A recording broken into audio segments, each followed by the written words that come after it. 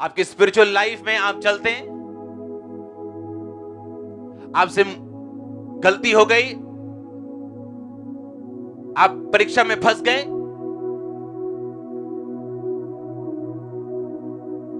अब क्या? अब उस परीक्षा में फंस के और नीचे जाना है या वहीं रुक के तौबा करनी और आत्मिक आंखों से देखने की लुटेरे लूट रहे हैं, शैतान छीन रहा है, मैं इसे बदल सकता हूं अगर अभी मैं सुधर जाऊं तो। आपकी स्पिरिचुअल लाइफ में आपसे गलती हुई, आपसे मिस्टेक हुई, आप प्रभु से हटे, आपने गुनाह किया, आप गिर गए, उसके बाद मैंने लोगों को देखा है उठने के अलावा उनके पास पीछे जाने के लिए तैयार थे। वो ये नहीं कि उठें तौबा करें, जो छीन गया अब वो छीन गया, क्या करें, लेकिन परमेश्वर के करीब जाएं तो परमेश्वर फिर से हमारी लाइफ को रिस्टोर कर सकता है, वैसे ही बना सकता है। लेकिन इसके अलावा उन्होंने क्या किया, और पीछे गए और परमेश्वर से और मार खाई और अपनी लाइफ को तबाह कर ली। जब आप अपनी स्पिरिचुअल आईज को ओपन रखेंगे, अपनी अंदरूनी आंखों को ओपन रखेंगे, आप समझ जाएंगे कि इन पाप की वजह से, इन मिस्टेक्स की वजह से मैं संघर्ष कर रहा हूं। अब जब आप संघर्ष कर रहे हैं, आपके लिए परमेश्वर में चलना मुश्किल होता है, क्योंकि आपके पाप की वजह से, गुनाहों की वजह से आपको स्ट्रगल्स रहती हैं लाइफ में। अब और मुश्किल होता है परमेश्वर में चलना या उस पवित्रताई को परस्यू करना, उसका पीछा करना। लेकिन जब आप फैसला कर लेते हैं कि मैं जो देख रहा हूं वो सही नहीं, अगर मैं सही तरीके से परमेश्वर में नहीं चला और प्रभु के सामने नहीं मुड़ा तो ये कंडीशन और बुरी होगी। और आत्मिक लोग फैसला करते कि नहीं, मैं परमेश्वर के नजदीक जाऊंगा और परमेश्वर से पूछूंगा कि वो क्या चाहता है, लेकिन उसके जो लिखित वचन बाइबल में ऑलरेडी लिखे हुए हैं मैं उनको पूरा करूंगा। और वो चलना शुरू करता है परमेश्वर में, कठिनाइयों के बावजूद, परीक्षाओं के बावजूद, फिर छुटकारा एंटर करता है, ब्लेसिंग्स एंटर करते हैं। आप देखते हैं कि आपके टेस्टिमनीज किस तरह से परमेश्वर आपको दे रहे हैं, आपके आसपास के लोग किस तरह आपके आत्मिक जीवन के कारण प्रभावित हो रहे हैं, आपका समाज प्रभावित हो रहा है, आपका देश प्रभावित हो रहा है, ब्लेस हो रहा है, क्योंकि आप प्रेयर्स में हैं। लेकिन जो आत्मिक मूर्ख लोग हैं, जब एक परीक्षा उन पे आती है उनकी अपनी कमी की वजह से, वो और पीछे भागते हैं, क्योंकि उन्हें क्रिश्चियन लाइफ फिर और डिफिकल्ट लगती, और मुश्किल लगती।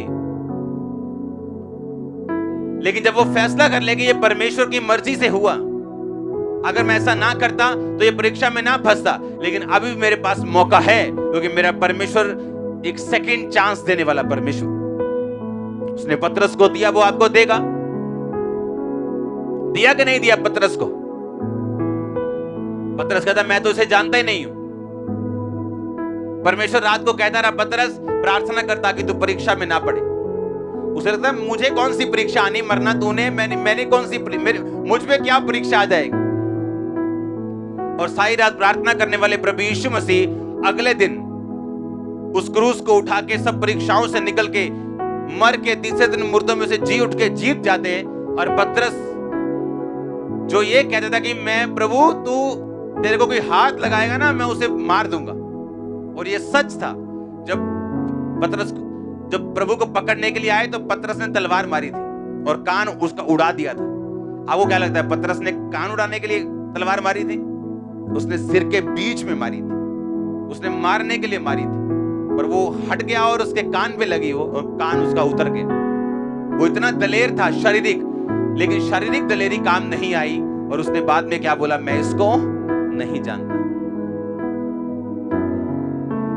जिस नाप से परमेश्वर ने कहा तुम नापेगा, उसी नाप से तेरे लिए नापा जाएगा। जो गड्ढा खोदेगा वही उसमें, और जो पत्थर लुढ़काएगा वही उस पत्थर के सामने आएगा। लोग मुझसे पूछते हैं, अच्छा फलाना आपके साथ ऐसा कर रहा है, आप क्या करना चाहते हो? मैंने कहा मैं कुछ नहीं करना चाहता। अच्छा आप, मैंने कहा मैं अपनी लाइफ में कोई लड़ाई नहीं हारा हूं, क्योंकि मैं कभी लड़ा नहीं हूं। कौन लड़ा है? और वो कभी हारता नहीं। आमीन। वो कभी हारता नहीं। आप जीत लोगे परमेश्वर से? कभी नहीं। इसलिए अपनी लड़ाइयों को परमेश्वर को बोलो लड़ने के लिए। हालेलुया। और आप देखेंगे बड़े हैरानी के साथ कि जो लोग आपके साथ कर रहे थे, अब वो उनके साथ हो रहा था, और उनके साथ ज्यादा हो रहा था। क्योंकि परमेश्वर ने कहा मैं तुझे नाप नाप के अब दूंगा। तू तो आटा इतना ले आएगा ऊपरों, पर जब मैं मोड़ांगा तो फिर दाब दाब के मोड़ांगा। हाँ,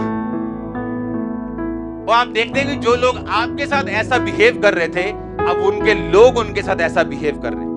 क्योंकि जिस नाप से तू नापेगा उसी नाप से तेरे लिए, और जो तुम चाहते हो लोग तुम्हारे साथ करें, तुम भी लोगों के साथ ऐसा ही करो। इसलिए आपको वरी करने की, डरने की कभी भी कोई भी जरूरत नहीं। जो लोग आपके साथ करने की ठानेंगे वो उनके साथ होता जाएगा। उन्हें समझ आएगी कि हम गलत कर रहे थे और वही चीजें अब हमारे साथ हो रही। क्रिश्चियनिटी एक स्ट्रॉन्ग लाइफ है जो आप जी रहे हैं। स्ट्रॉन्ग। अगर आप ना डरें, ना घबराएं और ना पाप में जाएं, विक्ट्री श्योर है। जिस तरह सूरज आना श्योर है, जिस तरह आपको मॉर्निंग आप ये नहीं सोचते पता नहीं आज सूरज आया होगा कि नहीं आया होगा, जिस तरह उसका आना श्योर है, आपकी जीत का आना श्योर है। रात आ सकती, बादल आ सकते, आंधियां आ सकती, अंधेरा आ सकता है, पर सूरज आना श्योर है। आपकी जीत श्योर है, चंगाई श्योर है।